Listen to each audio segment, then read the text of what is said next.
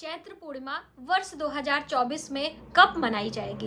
व्रत हमें किस दिन करना शुभ होगा? पूर्णिमा तिथि पर चंद्रोदय का समय कब हो रहा है? साथ ही पूर्णिमा कब शुरू हो रही है और कब समाप्त होगी? तिथियों के बारे में भी हम आपको जानकारी देंगे। क्या पहली बार पूर्णिमा तिथि का व्रत हमें शुरू करना है तो क्या चैत्र मास की जो पूर्णिमा है इस पर हम व्रत की शुरुआत कर सकते हैं अथवा नहीं? क्या पूर्णिमा तिथि पर हम जो फलाहार करते हैं वो दिन में फलाहार करना होता है कि पूरे दिन निर्जला व्रत करते हुए रात्रि के समय हमें व्रत फलाहार करना होता है? पूर्णिमा तिथि पर किस देवी देवता की पूजा हमें करनी चाहिए? बहुत सारी बातें चैत्र पूर्णिमा व्रत से संबंधित इस वीडियो में हम आपके साथ शेयर करेंगे। साथ ही दोस्तों, इस दिन आप व्रत करें या ना करें, एक कार्य आपको जरूर करना चाहिए। इससे आपके घर में सुख समृद्धि, माता लक्ष्मी की कृपा और आपके संतान की बहुत सारी समस्याएं स्वतः ही दूर हो सकती हैं। नमस्कार, वेलकम टू माय चैनल। मैं हूं मनीषा। दोस्तों, चैत्र पूर्णिमा का व्रत अपने आप में बहुत ही शुभ बताया जाता है। चैत्र पूर्णिमा पर ही हनुमान जी का जन्मोत्सव भी मनाया जाता है। तो आप चैत्र पूर्णिमा का व्रत करते करते हनुमान जी की भी पूजा अवश्य करें। और वर्ष 2023 में चैत्र पूर्णिमा 23 अप्रैल को मनाई जाएगी। यही हमारे लिए बेहद शुभ होगा। यदि आप पहली बार चैत्र पूर्णिमा से ही व्रत की शुरुआत करना चाहते हैं तो बिल्कुल कर सकते हैं। आप चैत्र पूर्णिमा से अपने पूर्णिमा तिथि का व्रत शुरू कर सकते हैं। दोस्तों, पूर्णिमा तिथि का व्रत अपने सुख सौभाग्य के लिए, संतान की उन्नति के लिए, उनके स्वास्थ्य रक्षा के लिए, दीर्घ आयु के लिए पूर्णिमा तिथि का व्रत किया जाता है। पूर्णिमा तिथि पर हम भगवान विष्णु, माता लक्ष्मी और भगवान शिव और माता पार्वती की पूजा करते हैं। चाहे आप शैव संप्रदाय से हैं, चाहे आप विष्णु संप्रदाय से हैं, आपको संध्या के समय, चंद्रोदय के समय भगवान चंद्र को अर्घ जरूर देना चाहिए। पूर्णिमा तिथि पर चंद्रमा अपनी 16 कलाओं से पूर्ण होते हैं, इसलिए चंद्र को अर्घ देने से हमारी बहुत सारी समस्याएं स्वतः ही समाप्त हो जाती हैं। तो आप व्रत करें अथवा न करें, 23 अप्रैल दिन मंगलवार को पूर्णिमा व्रत किया जाएगा। आप इस दिन व्रत करते हुए संध्या के समय, चंद्रोदय के समय में आपको अर्घ जरूर देना है। तो आइए पहले जान लेते हैं पूर्णिमा तिथि की शुरुआत कब हो रही है और कब होगी समाप्त। तो देखिए, 23 अप्रैल दिन मंगलवार को सुबह सवेरे भोर में 3:24 से पूर्णिमा तिथि की शुरुआत हो रही है और पूर्णिमा तिथि समाप्त हो रही है 24 अप्रैल दिन बुधवार को सुबह सवेरे 5:18 पे। यानी कि 23 अप्रैल को पूरे दिन और पूरी रात्रि हमें पूर्णिमा मिल रही है। इस दिन हमें व्रत करना चाहिए, हमारे लिए बेहद शुभ होगा। यदि आप भगवान हनुमान जी की पूजा करना चाहते हैं तो आप इस दिन कर सकते हैं। अब आप अपनी कामना हेतु देवी देवताओं का चयन करें। जिस भी देवी देवताओं में आपका अटूट विश्वास हो, पूर्ण आस्था हो, उसके अनुसार आप भगवान विष्णु, माता लक्ष्मी के निमित्त या फिर भगवान शिव और माता पार्वती के निमित्त इस दिन आप व्रत उपास करें। व्रत की अलग अलग मान्यता है। आप दिन भर निर्जला करते हुए चंद्र उदय के समय चंद्र को अर्घ देने के बाद जल फल ले सकते हैं। चंद्र उदय जब हो जाएगा तो आपको एक पात्र में शुद्ध गंगा जल से भर के थोड़ा सा कच्चा दूध, हल्दी, दूर्बा घास और कुछ सफेद चावल, सफेद पुष्प डालकर भगवान चंद्र को अर्घ देते हैं। चंद्र को अर्घ देते समय चंद्र देवता के मंत्रों का जप भी करना चाहिए।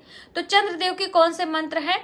ओम चंद्रमसे नमः या फिर ओम सोम सोमाय नमः। ये दोनों ही मंत्र आप जप कर सकते हैं। स्क्रीन पर हम लिख दे रहे हैं, आप वहां से मंत्र ले लीजिएगा। अर्घ देने के बाद 3 बार घूमकर आपको परिक्रमा करनी चाहिए और अपनी कामना जरूर बोलना चाहिए। अपने दोनों हाथों को फैलाते हुए आपको अपनी कामना चंद्रदेव से बोलना चाहिए। कहते हैं इस दिन चंद्रमा अपनी 16 कलाओं से पूर्ण रहते हैं और सभी भक्तों की मनोकामनाएं पूर्ण करते हैं। दोस्तों, चंद्रदेव से संबंधित जो व्रत का महात्म और कथा है वो भी हमारे चैनल पर है और बहुत जल्द एक नई वीडियो भी आने वाली है, तो आप वो सुन भी सकते हैं। तो इस तरह से चैत्र पूर्णिमा पर आप व्रत कर सकते हैं। अपनी अपनी मान्यता के अनुसार देवी देवताओं का चयन करते हुए इस दिन आपको अपने घर में सत्यनारायण व्रत कथा भी सुननी चाहिए। दिन में आप व्रत करते हुए भगवान सत्यनारायण की कथा सुने अपने बंधु बांधवों के साथ में, या आप स्वयं से कथा की शुरुआत कर सकते हैं। जब आपका 32 पूर्णिमा हो जाए तब आप उद्यापन के समय अपने सभी परिवार के जनों को बुलाकर पुरोहित के द्वारा सत्यनारायण भगवान की कथा सुन सकते हैं। हमारे चैनल पर भगवान सत्यनारायण की कथा, पूजा सामग्री, पूजा विधि सभी जानकारी है, तो आप वहां से देख भी सकते हैं। इस तरह से पूर्णिमा व्रत के दिन आपको व्रत करना चाहिए। इस दिन अपनी संतान की कामना के लिए आपको भगवान विष्णु और भगवान शिव से प्रार्थना जरूर करनी चाहिए। दोस्तों, प्रार्थना में बहुत बड़ी ताकत होती है, तो इसलिए आप किस भी देवी देवता के निमित्त व्रत कर रहे हैं, पूजा उपासना कर रहे हैं, आपके जो मन के भाव हैं, जो आपकी परेशानी है, वो हमें देवी देवताओं के समक्ष जरूर रखनी चाहिए। कहते हैं कि हम जो देते हैं वही हमको मिलता है, लेकिन ईश्वर के सामने हमें अपने सभी अहंग को, सभी क्रोध, मोह, लोभ को छोड़कर हमें अपनी कामना बोलनी चाहिए। तो इस तरह से यदि आप भगवान चंद्र का अर्घ देते हुए पूर्णिमा व्रत को धारण करते हैं तो आपकी सभी मनोकामनाएं पूर्ण होती हैं। दोस्तों, कई बहनें पूछती हैं कि हम पीरियड के दौरान अपने व्रत को, पूजन को करें अथवा ना करें। किसी भी व्रत का यदि आपने संकल्प लिया है, 1 वर्ष, 2 वर्ष का, 16 सोमवार, गुरुवार, किसी भी व्रत का यदि आपने संकल्प लिया है तो आपको व्रत जरूर करना चाहिए। बीच में व्रत छोड़ने से आपका व्रत खंडित भी माना जाता है। तो इसलिए पूर्णिमा का व्रत हो, किसी भी व्रत को आप छोड़े नहीं। पीरियड के दौरान, बीमार अवस्था में कभी भी आपको थोड़ा जल फल अधिक लेकर, सामर्थ्य के अनुसार दवाइयों को लेकर आपको व्रत करना चाहिए, जिससे आपका व्रत कंटिन्यू होता है।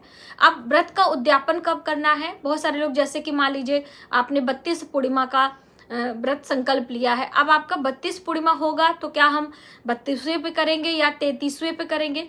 तो जब आपका 32 पूर्णिमा कंप्लीट हो जाए तब आप 33 पूर्णिमा जब आएगी तब उस दिन आपको व्रत पूजन करना चाहिए, और ब्राह्मण को भोजन कराने के बाद स्वयं पूजन का जो प्रसाद है उसे पहले ग्रहण करते हुए तब आपको दान पुण्य करने के बाद स्वयं भोजन ग्रहण करना चाहिए। ये व्रत करने का नियम है। किसी भी व्रत को आप कर रहे हैं उद्यापन के लिए, बहुत सारे लोग संशय करते हैं, भी आपका व्रत संपूर्ण हो जाए तब आपको उद्यापन करना चाहिए। उसमें हमें खरमास या फिर अधिक मास या फिर आप कह लीजिए शुक्र अस्त है, गुरु अस्त है, ये कुछ भी नहीं देखना चाहिए। उद्यापन करने का नियम ही है कि जैसे ही हमारा व्रत संपन्न होता है बस हम उसके बाद अपना व्रत उद्यापन शुरू करते हैं।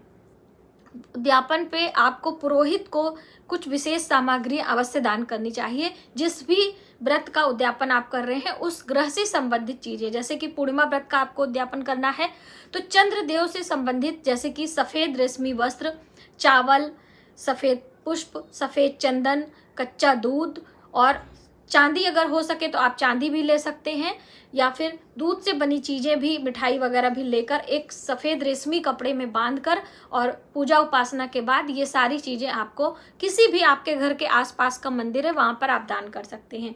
दान जब भी दें बिना दक्षिणा के दान आपको नहीं देना चाहिए, क्योंकि हमारा दान संपूर्ण नहीं माना जाता है और उस देवी देवता की पूजा उपासना करके सवाया की संख्या में दान किया जाता है, यानी 1.25 पाव, 1.25 किलो, 5.25 किलो, जैसे भी आपकी सामर्थ हो। ऐसा नहीं है कि आपका बजट नहीं है और आप बहुत सारा धन करके आप पूरे टाइम पछताते रहें कि हमारे धन का, पूरे महीने का बजट खराब हो गया। ऐसा भी आपका पूर्ण फल नहीं मिलता है यदि हम किसी चीज को प्रायश्चित करते रहते हैं। इसीलिए किसी भूल को करते हैं तो उसके बाद जब प्रायश्चित कर लेते हैं तो आधा गलती की माफी हमको वहीं पे मिल जाती है। तो इस तरह से बहुत सारी छोटी छोटी बातों का ध्यान रखते हुए हमें किसी भी व्रत को करने का संकल्प लेते हुए पूर्ण व्रत करके उद्यापन करने के बाद ही उसका पुण्यफल हमें प्राप्त होता है। तो आज की वीडियो में आपने जाना कि चैत्र पूर्णिमा व्रत कब करना है और कैसे इसके नियम का पालन करना है।